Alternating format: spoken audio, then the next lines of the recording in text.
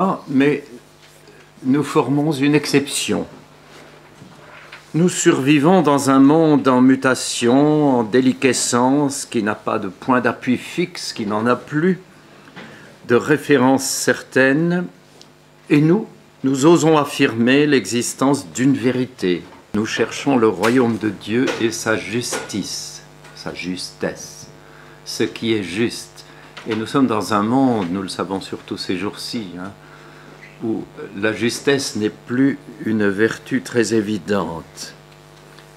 Beaucoup autour de nous cherchent, sont insatisfaits, inquiets, et partent dans de fausses directions. Nous avons, nous, une certitude de trouver l'eau vive, la vraie source. Et pour cela, il faut rendre grâce.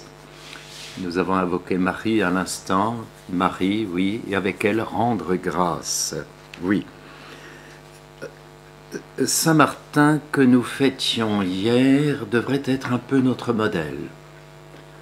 Il a, tout le monde le sait, partagé son manteau en deux, mais le manteau de la vérité, de ce que nous apprenons ici, il faut aussi le partager, le donner à tous les pauvres autour de nous.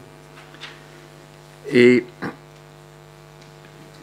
ne pas oublier de rendre grâce pour la chance que nous avons de connaître, d'approcher de cette vérité. On pense aux millions de gens autour de nous qui marchent dans les populus qui ambulabat in tenebris, dit l'Écriture, ou la liturgie, peuple qui avançait dans les ténèbres. Oui, soyons toujours conscients de cela. Et grâce rendue à vous aussi qui faites l'effort de venir chaque fois, d'assister, d'être fidèle, de constituer ce noyau qui, l'année prochaine, fêtera son 20e anniversaire. C'est bien cela, le CEP. Et alors nous remercions très très vivement Dominique, ici présent, c'est lui d'ailleurs qui symboliquement ouvre nos travaux. C'est grâce à lui et grâce à une équipe dévouée que cette institution continue, qu'elle tient. Stat, sep, dum volvitur orbis, diraient les autres, oui. Donc merci à Dominique, merci à toute l'équipe, merci aux organisateurs fidèles.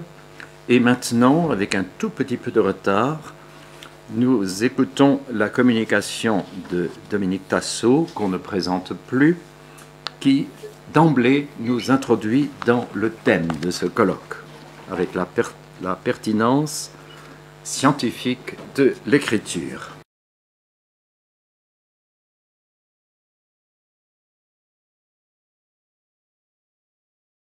La pertinence scientifique de l'écriture.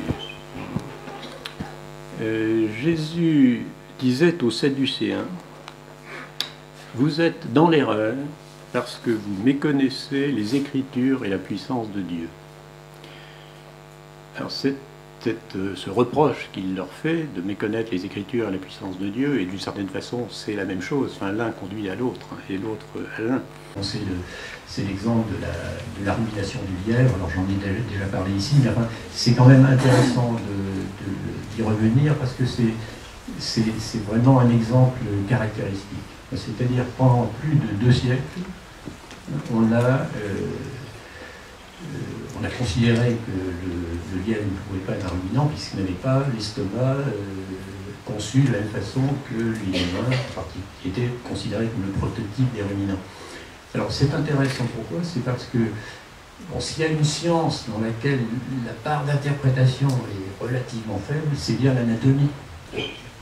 Donc qu'il y ait 2 parties ou 4 parties dans l'estomac, ça c'est... bon, il y a peut-être une part d'interprétation, mais elle n'est quand même pas énorme. Tandis qu'il y a beaucoup d'autres domaines dans lesquels on ne peut pas nier la part d'interprétation. Et il n'empêche que, justement, parce qu'on définissait la rumination par l'anatomie, on est passé à côté de la réalité du phénomène, parce que le phénomène est... Alors, il y a une dimension anatomique, mais le phénomène est principalement biochimique, c'est la transformation par des bactéries qui sont effectivement dans le rumen de la vache, des matières végétales qui contiennent très peu de protéines, d'ailleurs, en substances très protéinées, comme le lait, par exemple.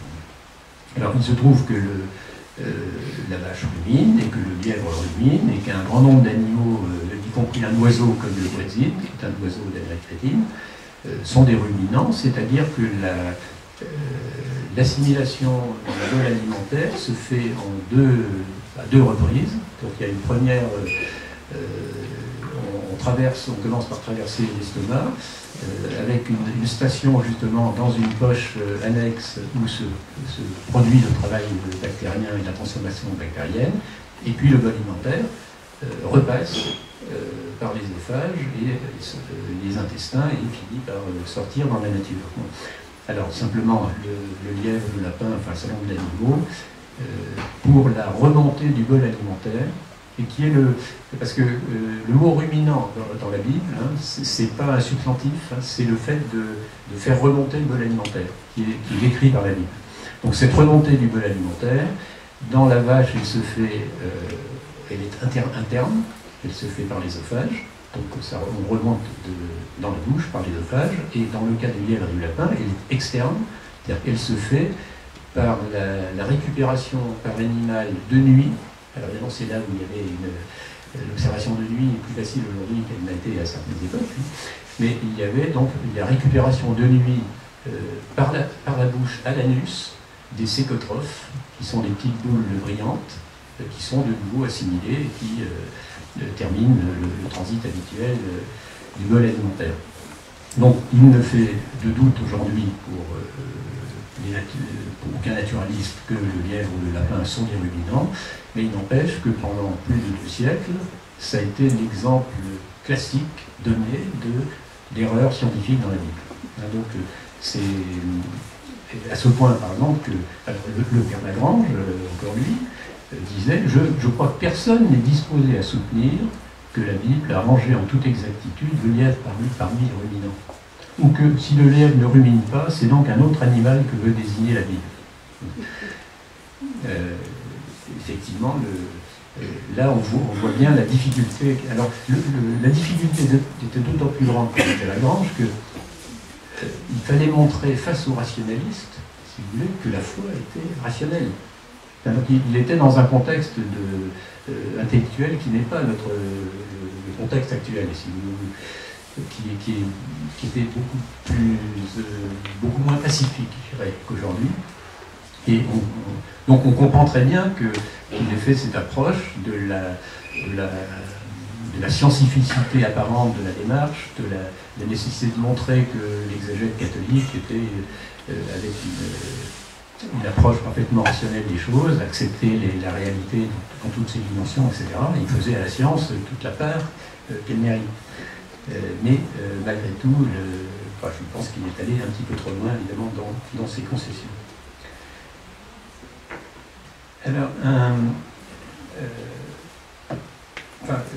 comme autre exemple de pertinence scientifique, il y en a un qui me semble particulièrement intéressant, c'est le lien entre les os et la santé. Alors, évidemment, les os font partie du squelette, et le rôle visible, apparent du squelette, c'est de soutenir l'organisme, c'est de permettre d'accrocher les tendons musculaires pour qu'on puisse se tenir debout, marcher, prendre des objets, etc. Donc c'est un rôle mécanique. Les os ont un rôle mécanique qui est de l'ordre de l'évidence et où la part d'interprétation est très faible. Or, ce rôle mécanique des os n'est pas, à ma connaissance, pas abordé ou pas jugé intéressant dans la vie. Par contre, il y a un rôle, un lien avec la santé qui est très souvent mentionné. Alors, je vais juste donner quelques exemples. Alors, dans Job, mes os sont brûlés par la fièvre. Formule énigmatique. Les os sont brûlés par la fièvre. Guéris-moi, Seigneur, c'est le psaume 6. Guéris-moi, Seigneur, mes os sont agités. C'est Taraktène, le verbe agité. Dans le psaume 31. Ma vigueur succombe à la misère et mes os se rongent. Mes os se rongent. Formule énigmatique. Et dans le proverbe 3, cela sera bienfaisant pour tes muscles et rafraîchissant pour tes os. Donc il y a ce lien entre les os et la santé qui peut paraître mystérieux, enfin, vraiment étonnant à partir du moment où on considère les os justement comme ayant une mission principalement mécanique. Alors, nous savons par ailleurs que presque tous les organes du corps sont plurifonctionnels. Hein, ça c'est une des grandes différences, si vous voulez, entre l'art divin et l'art des ingénieurs. En général, un outil, une machine qui marche bien, c'est une machine qui fait une chose. Et quand on voit un objet qui est censé ouvrir les bouchons, les boîtes de conserve, faire 36 fonctions, hein, comme souvent il y a sur les foires, on essaye de commenter, ces objets ne font bien aucune de ces fonctions. Et par contre, dans l'organisme et le corps humain en particulier, il est flagrant qu'un organe ait un très grand nombre de fonctions et exécute très bien un très grand nombre de fonctions, la main étant le plus bel exemple qu'on puisse rêver. Alors, en ce qui concerne les os, c'est justement ce cas de figure, c'est-à-dire que dans les os, il y a la partie mécanique qui a une fonction de support, mais cette fonction est exercée par l'extérieur de l'os. C'est exactement comme les constructions métalliques contemporaines. Aujourd'hui, on ne fait plus on fait des poutres creuses. Alors, vous êtes dans les très grands bâtiments, on vous fait des poutres avec des tubes soudés, des poutres de très grande dimension, mais qui sont vides dans leur centre. Parce que évidemment, la résistance mécanique du métal, elle se fait à l'extérieur du métal. Donc on sait que le centre de la poutre n'a aucune fonction mécanique, donc on n'y met plus rien. Comme ça on gagne du poids et on a une parfaite efficacité de la fonction. Alors non, les os c'est pareil. Le centre des os n'a pas de fonction mécanique. Donc il y en a une autre. Et c'est là où on trouve la moelle osseuse, et c'est dans la moelle osseuse que se fabriquent la plupart des leucocytes et la plupart des substances immunocompétentes. C'est-à-dire que le système immunitaire, qui est justement le système qui nous maintient en bonne santé, qui surveille les agresseurs, qui réagit quand un signal un danger apparaît, eh bien le système immunitaire fonctionne grâce à l'agitation des os, c'est-à-dire au fait que quand au signal un agresseur est en vue, vous avez une production d'antigènes, vous avez une production qui se produit justement dans la moelle osseuse. Donc les os ont bien un lien avec la santé, et la Bible insiste sur ce lien, ce qui est d'ailleurs tout à fait intéressant, parce que comme ça n'est pas visible, c'est de l'ordre de l'invisible, c'est une indication qui est dans la Bible et qui aurait dû faire réfléchir peut-être le corps médical bien avant qu'on le découvre par ailleurs. Alors, ça c'est donc le premier lien, le lien des os avec la santé. Mais il y en a un autre. Une autre dimension, un autre rôle des os dans la Bible, qui est le lien avec l'identité. Alors ça, c'est un peu plus mystérieux. Alors, on le voit, disons, à plusieurs reprises. Alors, là, vous avez l'expression d'Adam voyant Ève, et bien cette fois, c'est l'os de mes os. Donc, vous avez dans le psaume 35, tous mes os me disent, Seigneur, qui est comme toi? Et là, tous mes os me disent, Seigneur, qui est comme toi. Donc, là, on est dans le sens, on peut imaginer des sens spirituels très élaborés, mais je veux dire, le sens littéral peut paraître énigmatique. Et bien, ce sens énigmatique n'est plus énigmatique pour nous depuis 1958. Parce que c'est à ce moment-là que Jean Dosset a découvert ce qu'on appelle le système HLA. Donc le HLA, c'est Human Lymphocyte Antigen, c'est l'anglais. Mais ça veut dire que justement, le système immunitaire, il fonctionne par reconnaissance du soi et du non-soi. Il faut identifier ce qui est le soi, identifier ce qui est le non-soi. Alors évidemment, le soi, on le laisse passer, et le non-soi, on réagit pour le freiner, le contrôler ou l'absorber.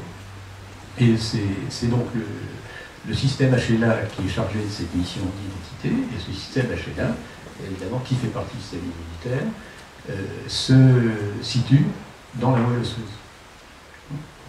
Donc on a vraiment une indication pertinente, où la Bible est manifestement pertinente, et d'une pertinence qui n'est bien explicable, en tout cas avec les connaissances que nous avons, que depuis un petit nombre d'années. Donc ça conforte l'idée qui avait été signalée par Léon XIII, d'ailleurs en conclusion de cette encyclique, c'est que c'est pas parce que des choses nous paraissent ou étrangères ou fausses scientifiquement dans la Bible qu'elles sont fausses. C'est peut-être parce que notre science n'a pas encore les connaissances nécessaires pour le comprendre. Et puis encore une autre chose qui me semble intéressante, c'est l'idée que le visible est régi par l'invisible. Alors évidemment, on sort d'une période matérialiste où il fallait tout expliquer par la matière, et cette période n'est pas entièrement disparue d'ailleurs. Et c'est dans Hébreux 11.3.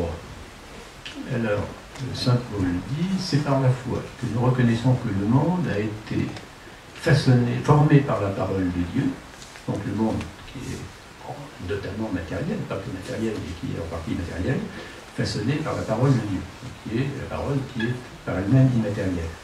En sorte que les choses visibles ont été faites à partir de choses invisibles. Autrement dit, c'est l'invisible qui détermine le visible.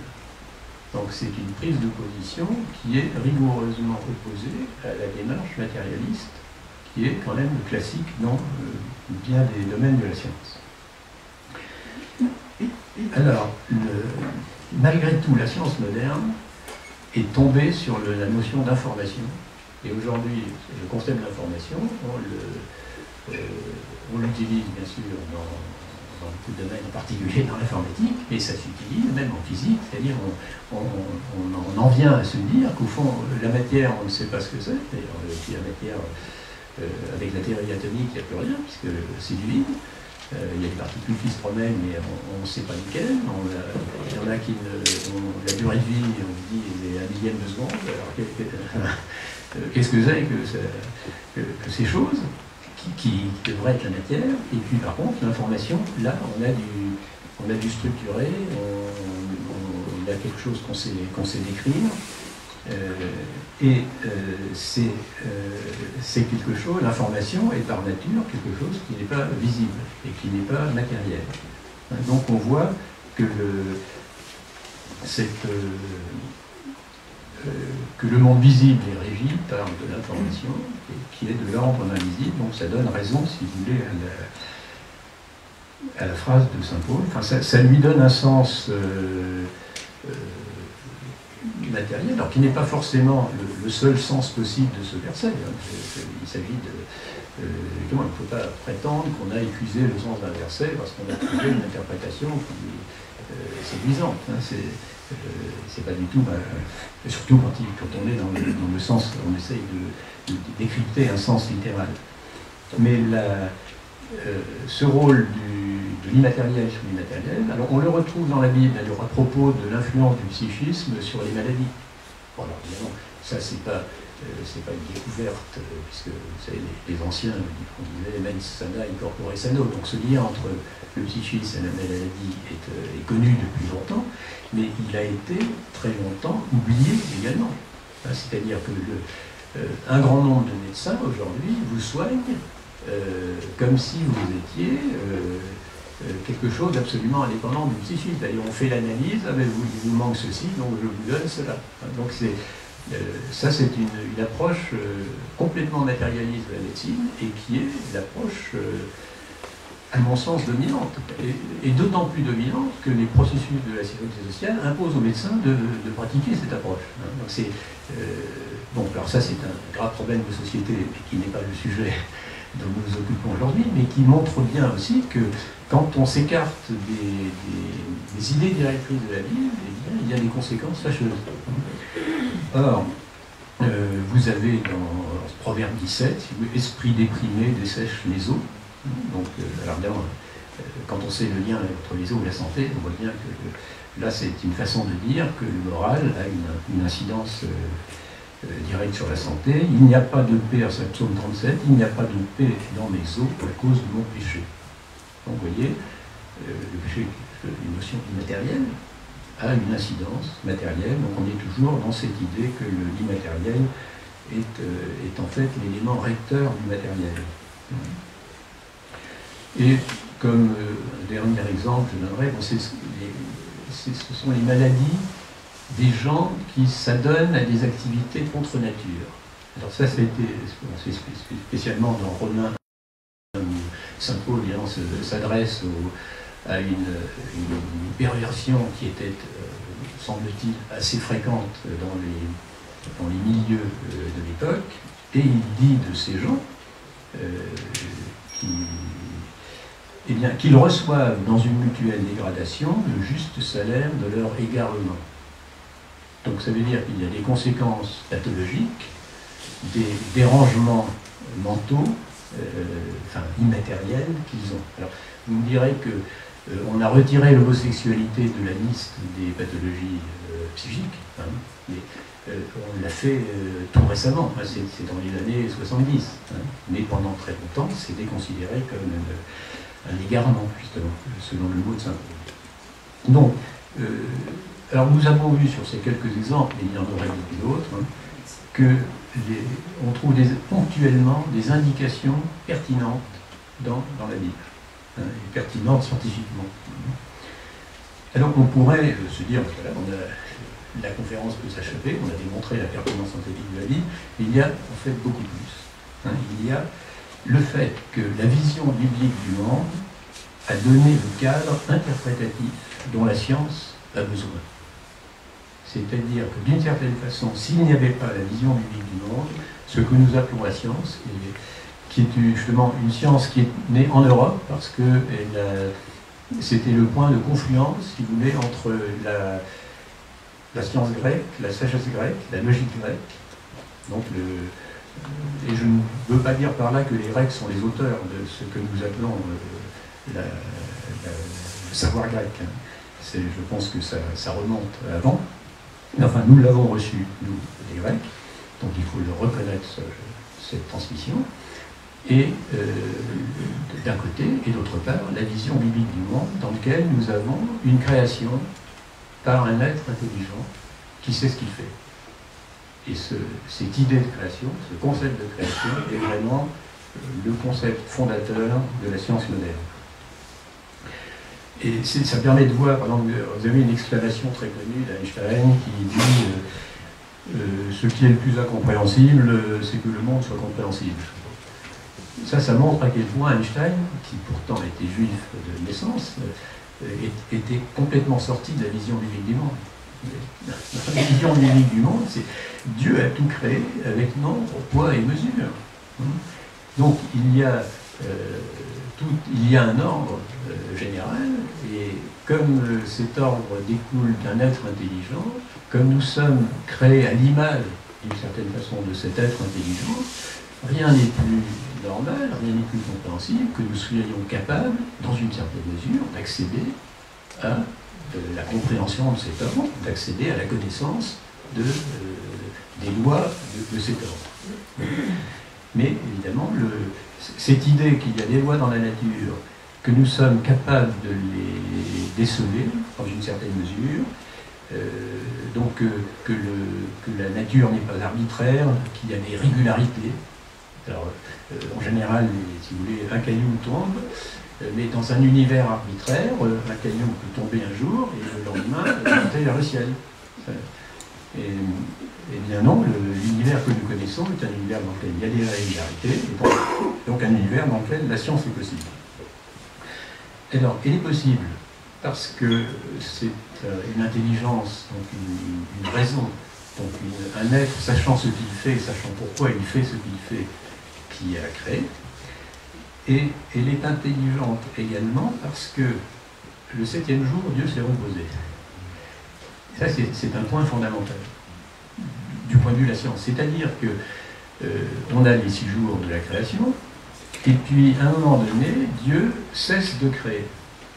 Et donc, il a créé une totalité qui a créé un cosmos, c'est-à-dire un ensemble achevé, parfait, qui a ses lois propres et qui peut donc fonctionner par lui-même. Alors ça ne veut pas dire que les anges n'ont rien à faire, hein, mais ils font partie aussi du cosmos, hein, mais ça veut dire que Dieu il a fait une œuvre parfaite. Si vous voulez, c'est comme un sculpteur fait une statue, il y a un moment où il faut que le sculpteur s'arrête, sinon il va détruire l'harmonie de ce qu'il a créé. Et donc la perfection du cosmos demande justement que Dieu, à un moment donné, cesse de créer. Mais comme il a créé quelque chose qui vit, qui remue, eh bien ça fonctionne selon des lois qui sont accessibles à notre intelligence, qui sont donc les lois de la nature. Mais cette notion de loi de la nature que nous avons, nous, elle n'est pas universelle. Et une des raisons, par exemple, pour lesquelles les Chinois n'ont pas développé la science moderne, c'est justement parce qu'ils n'avaient pas cette idée de loi de la nature. Alors, je vais vous donner une citation de Joseph Needham. C'est d'autant plus intéressant que Needham, c'est un Américain, mais qui a passé sa vie à étudier la science chinoise. Il avait épousé une chinoise, et c'était un marxiste, donc un matérialiste intellectuellement, qui est allé s'installer en Chine maoïste, enfin, qui n'a eu aucun problème à fréquenter ce type de gouvernement. Mais en même temps, Needham est quelqu'un d'intellectuellement honnête. Et donc, ce marxiste nous dit la chose suivante. Alors, quand je dis que c'est un spécialiste de la science chinoise, si vous voulez, les livres de Needham sur la science chinoise, ça représente en grande dimension, ça représente ça de large. Enfin, il n'y a pas d'érudit chinois qui ait fait le travail que lui avait fait sur la science chinoise.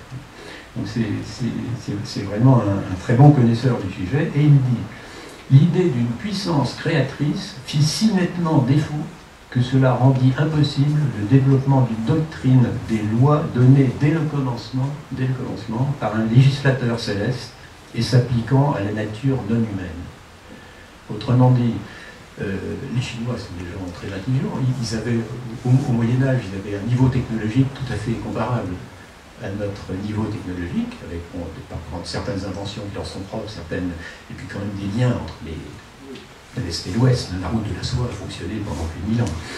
Mais il n'en reste pas moins que, en ce qui concerne ce que nous appelons la science, qui est la science moderne, eh bien les Chinois sont en train de prendre aujourd'hui le train en marche, et je pense qu'ils ont tout à fait leur place dans ce train. Mais ils n'ont pas pu faire les progrès que nous avons vus en Europe, précisément parce qu'il leur manquait cette idée d'une puissance créatrice, hein, qui, dès le commencement, a posé des lois de la nature. Donc nous voyons ici à quel point, justement, la Bible a eu un rôle incoatif et fondamental dans la science européenne. Alors ça a été... une formule de Descartes, par exemple. En 1630, il dit, c'est dans une lettre à Mersenne, c'est Dieu qui a établi ses lois en la nature, ainsi qu'un roi établit des lois en son royaume. C'est-à-dire, le mot lex, c'était les lois de la cité. Dans l'Antiquité, quand vous avez le mot lex, ça se réfère toujours aux lois de la cité. Vous n'avez pas cette idée que nous avons aujourd'hui des lois de la nature. Donc, Dieu a fait, évidemment, Dieu est vis-à-vis de la nature comme un roi vis-à-vis de son royaume, et il en a posé les lois. Donc ça, c'est ce rôle fondateur de la vision ludique du monde sur la science moderne doit être souligné parce que c'est vraiment capital. Et donc il y a deux dimensions dans ce rôle. Il y a la dimension, évidemment, des lois de nature, parce que Dieu laisse opérer les causes secondes, donc le repos de Dieu. Et également parce que, comme l'homme est à l'image de Dieu, eh bien, ce qui est l'intellect, qui est justement en l'homme ce qui est le plus proche de l'image de Dieu, donc ça c'est aussi de tradition chrétienne, eh bien, notre intellect étant à l'image de l'intelligence du Créateur, est capable, dans une certaine mesure, d'accéder à ces lois que Dieu a inscrites dans la nature. Et donc, il ne suffit pas, si vous voulez, pour faire la science, de constater des faits et d'ajouter des faits aux faits. Donc, comme le dit très bien Poincaré, d'ailleurs, il pose la question, ne pouvons-nous nous contenter de l'expérience toute nue? Pour ça, c'est une allusion à Newton, qui justement prétendait en rester au fait et de ne pas faire d'hypothèse. Eh bien, non, cela est impossible, ce serait méconnaître complètement le véritable caractère de la science. Le savant doit ordonner. On fait la science avec des faits comme on fait une maison avec des pierres, mais une accumulation de faits n'est pas plus une science qu'un tas de pierres est une maison. Donc, là encore, si vous voulez, c'est l'élément immatériel qui est le premier. Donc, si on considère le fait comme l'élément matériel dont se saisit le savant dans sa démarche, mais l'essentiel dans la démarche, c'est évidemment l'hypothèse. Alors, ici, on va dire, alors, si tout est dans les lois de la nature, finalement, tout est déterminé, il n'y a pas de part, le miracle n'est pas possible. Dieu s'est reposé, ne peut plus intervenir. Alors, évidemment, ce n'est pas le cas. Et je pense que c'est Saint-Pierre d'Amiens qui a le mieux vu la façon dont on peut ajuster les deux. Alors ça, c'est dans une lettre sur la toute-puissance divine. Alors Saint-Pierre d'Amiens, c'est un docteur de l'Église qui date du Haut Moyen-Âge. Alors, il dit, celui qui a donné naissance à la nature lui enlève facilement, quand il veut, sa nécessité. Donc il y a une nécessité, c'est pour ça que la science est possible, mais elle, donc la puissance de la majesté divine qui commande aux créatures, est en effet soumise, la nature est en effet soumise aux lois du Créateur, et celui qui a créé la nature change l'ordre naturel au gré de sa puissance. Celui qui a établi toutes les créatures sous la domination de la nature a réservé à son pouvoir souverain l'obéissance docile de la nature. À bien y réfléchir, il est lumineusement évident que dès l'origine du monde, à sa naissance, le Créateur a changé comme il l'a voulu les lois de la nature, bien plus à la nature même. Pour ainsi dire, il l'a faite en un certain sens contre nature, quand c'est lui qui opère. En effet, n'est-il pas contre nature que le monde soit fait de rien? Et c'est pourquoi les philosophes disent que rien n'est fait de rien. Et que les animaux soient créés au seul pouvoir de son commandement, donc par la parole, non à partir d'animaux, mais d'éléments bruts. C'est-à-dire, on prend l'élément brut, le limon, et puis du limon, on fait le souffle donne la vie. Donc, il y a cette idée de la toute-puissance divine qui crée sans être esclave des lois de la nature. Alors c'est un petit peu normal, puisque la création se fait pendant les 6 jours, et que les lois de la nature, telles que nous les connaissons, n'opèrent qu'à partir du 7e jour. Mais, alors, pourquoi? Eh bien, c'est très simple. C'est que la nature, dit Saint-Pierre d'Amiens, elle-même a sa propre nature, à savoir la volonté de Dieu. Ainsi, de même que les créatures gardent ses lois, elle-même, la nature, lorsqu'elle en reçoit l'ordre, oublie ses droits pour obéir avec déférence à la volonté divine. Donc on est là, si vous voulez, dans une vision de l'univers qui permet à la fois de donner toute sa place à la science, puisque la nature a ses lois, qui lui ont été imposées dès le commencement, mais en même temps, c'est d'ailleurs un principe juridique, le bras qui a posé peut retirer, bien le Dieu peut, quand il le veut, évidemment, agir vis-à-vis de la nature comme il en a envie. Donc nous avons vu ce rôle fondateur de la vision biblique du monde dans la science moderne, et en dernière partie, juste quelques contributions irremplaçables de l'écriture à la science contemporaine. Autrement dit, non seulement la vision chrétienne du monde, la vision du monde, c'est la même chose, a eu un rôle décisif au départ de la science moderne, donc entre le Moyen-Âge et, disons, le XVIIIe siècle, si on veut. Mais et là aussi un rôle informatif. Donc il y a eu le rôle inchoatif au départ, et puis il y a un rôle informatif, c'est-à-dire qu'on trouve dans la Bible, et on continue de les trouver, des clés dont l'homme de science a besoin s'il veut progresser dans sa démarche. Alors, il y a l'exemple de Mathieu Maury, qui est très significatif, très intéressant. Alors, Maury, c'est un homme du 19e siècle, qui est le fondateur de l'océanographie. Alors, il y a eu d'ailleurs dans le set numéro 24 et 25, pour ceux qui ont la collection, il y a deux longs articles sur Maury qui méritent d'être lus ou relus, d'ailleurs à l'occasion. Et c'est.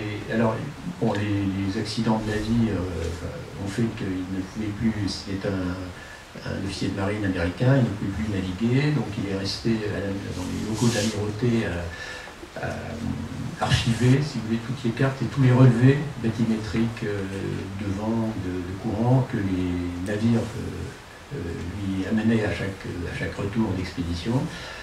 Mais c'était un chrétien convaincu.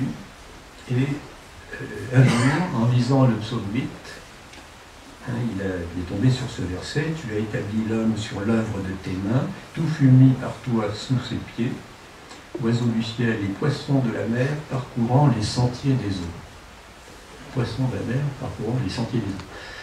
Alors, c'est un psaume, donc on dit c'est un verset que des milliers de religieux, de moines, de prêtres ont lu régulièrement, bon, mais sans forcément réfléchir à essayer de chercher un sens littéral, un sens matériel à ce verset.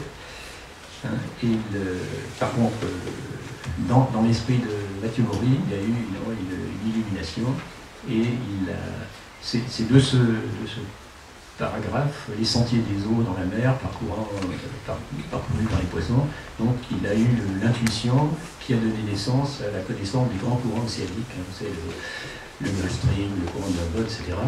Et comme il avait sous la main énormément de relevés des bateaux, alors ça lui a pris des années de compilation pour essayer de mettre tous ces relevés en harmonie les uns avec les autres, et l'océanographie est née de cette intuition. Et donc là on a un rôle tout à fait moderne, si vous voulez, de l'écriture, qui a aidé le démarrage d'une science. Alors, justement parce qu'on avait un auteur qui était pénétré de la vision du milieu et qui était pénétré de l'autorité scientifique de la Bible. Et là, je vais juste lire quelques phrases de Maury, parce que c'est intéressant, parce que Maury, quand même, quand vous lisez aujourd'hui la littérature savante, vous ne pouvez pas savoir ce que les gens qui rédigent un article savant ont dans la tête. Quand vous lisez Newton ou Leibniz, etc., vous savez pourquoi ils font tel genre de recherche, vous avez leur vision des choses, vous avez leur objectif. Et aujourd'hui, tout ceci a été écarté. Et par contre, chez Maury, on continue à découvrir l'homme en même temps que le savant. Et ce qui donne évidemment un plaisir, un très grand plaisir à lire ce genre de littérature, alors que les publications savantes aujourd'hui sont quand même assez trop sobres de ce prix. Alors justement, il dit: « J'ai été blâmé par des hommes de science, tant dans ce pays qu'en Angleterre, pour citer la Bible en confirmation de thèses de géographie physique.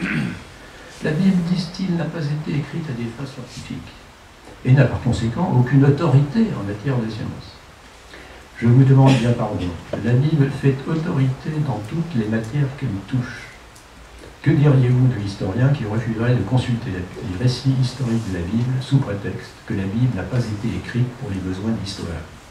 La Bible est vraie et la science est vraie, par conséquent chacune, si elles sont lues fidèlement, prouve la vérité de l'autre. » Bon, malheureusement, je crois qu'il y a aujourd'hui des historiens qui ne seraient pas d'accord avec Maury, mais je crois que c'est quand même Maury qui est dans le vrai. Et alors il dit la chose suivante: « Moi-même, pionnier dans un compartiment de cette magnifique science. Lorsque je découvre les vérités de la révélation et les vérités de la science s'éclairant mutuellement, comment pourrais-je, comme amoureux de la vérité et chercheur de savoir, manquer d'en souligner la beauté et de me réjouir de cette découverte? La réticence en pareil cas serait un péché, et si je voulais étouffer l'émotion avec laquelle de telles découvertes devraient saisir l'âme, les vagues de la mer élèveraient leur voix et les pierres de la terre crieraient contre moi. Donc, vous voyez, ceux qui étaient capables d'écrire, mais évidemment, il y a un siècle, un authentique savant et qui est un des fondateurs, en plus c'est un des fondateurs de la collaboration scientifique internationale, c'est-à-dire que déjà dans les années 1850, il avait réussi à mettre presque tous les États européens d'accord pour échanger les informations des stations météorologiques. Et comme vous savez que les vents et les nuages ne s'arrêtent pas au rivage, donc il a réussi à persuader les gens d'établir des stations météorologiques à l'intérieur des terres. Alors qu'avant, c'était pour les marins, on mettait des stations météo dans les ports. Bon, donc c'est vraiment quelqu'un qui a eu qui est malheureusement peu connu aujourd'hui, mais je crois qu'une des raisons pour lesquelles on parle beaucoup d'Einstein et beaucoup moins de Maury, c'est pas parce que Einstein était plus utile à l'humanité que Maury, c'est exactement le contraire. Maury a fait gagner pratiquement le tiers du temps de trajet, parce qu'à l'époque les bateaux qui étaient bateaux à voile devaient passer par le Cap Horn pour passer de l'Atlantique dans le Pacifique. Je crois que la durée moyenne de trajet, grâce à Maury, à la connaissance des courants, est passée de 180 jours à 130 jours. C'est un gain gigantesque en matière à tout point de vue. Donc Maury est un authentique bienfaiteur de l'humanité, mais évidemment, avec les idées qu'il développe, il est évident que c'est un modèle de savant qui est moins dans le vent, si vous voulez, que le modèle d'Einstein. Bon, je voulais parler du déluge, mais je veux juste dire un mot. C'est-à-dire que c'est intéressant parce que il faut que les causes soient proportionnées aux effets. Ça, c'est un principe général. Or, la géologie, depuis 1830, avec Lyell, le principe géologique de Lyell, a posé comme principe qu'il ne fallait s'intéresser qu'aux causes actuelles, c'est-à-dire aux causes qui aujourd'hui régissent visiblement le cosmos, c'est-à-dire les vents, le gel, la pluie, l'érosion, etc. Or, il y a des faits que ce genre de cause est absolument incapable d'expliquer. Un exemple très simple, c'est le plateau de Columbia. Alors, c'est un plateau volcanique qui fait, alors on a une couche de lave qui fait quand même 1 km d'épaisseur, 1000 mètres, et qui couvre 500 000 km², c'est-à-dire la surface de la France. Où voyez-vous aujourd'hui, dans les phénomènes météorologiques ou sismiques ou autres, de quoi créer le plateau de Columbia? Nulle part. Donc, il est évident que le principe actualiste, qui est le principe sur lequel la géologie est basée depuis 2 siècles, est faux. Enfin, il ne permet pas à la géologie de faire son travail, c'est-à-dire d'expliquer la formation de ce qu'on voit, alors qu'évidemment, la Bible est résolument catastrophiste, c'est-à-dire qu'elle dit, attention, il a pu se produire dans le passé des événements géologiques d'une dimension tout à fait hors de proportion avec ce que nous constatons aujourd'hui. Donc on a un point de conflit flagrant entre une tradition géologique. Alors heureusement, cette traduction aujourd'hui battue en brèche, d'ailleurs vous avez, il y a à peu près 2 ans, on a eu un très bon article de Osterbeck dans le CEP qui parle des nouveaux géologues, justement, ceux qui réintroduisent d'une certaine façon la notion de catastrophe. Mais il faut bien voir que dans la vision du guide du monde, cette notion d'événement catastrophique ayant pu agir sur l'apparence de la Terre est vraiment présente. On pourrait, juste une allusion, la confusion des langues également. C'est quelque chose que les linguistes actuellement ont mis de côté. Alors, si vous lisez les histoires des langues jusqu'aux, disons, des années 1830, constamment, vous avez référence, si vous voulez, à la vision biblique du monde. On vous dit d'ailleurs qu'il y a des langues sémitiques, des langues camitiques et des langues japhétiques. Alors, après, on n'a plus dit japhétique, on a dit indo-européenne, mais on savait que c'était la même chose. Et puis, aujourd'hui, évidemment, si vous faites la moindre allusion à la tour de Babel, vous êtes démarqué dans l'immédiat. Je me souviens d'un professeur de Copte à l'Institut catholique, auquel j'avais soumis un petit travail sur l'origine des langues, qui l'a d'ailleurs trouvé intéressant. Il m'a dit, mais vous savez, ça c'est impubliable.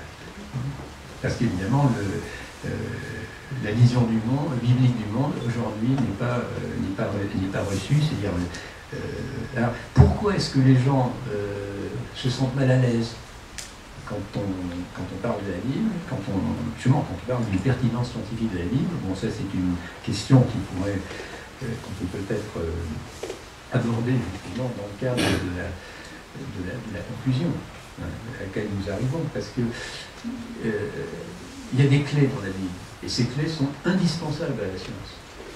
Alors, je vais vous donner quelques exemples, il y en a certainement beaucoup d'autres.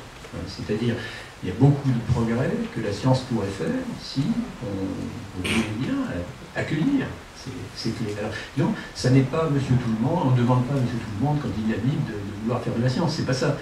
C'est des gens comme Maurice, c'est des gens qui sont parfaitement qualifiés et compétents dans leur discipline, mais qui ont justement un esprit ouvert qui fait qu'à un moment donné, la lecture d'un verset déclenche quelque chose.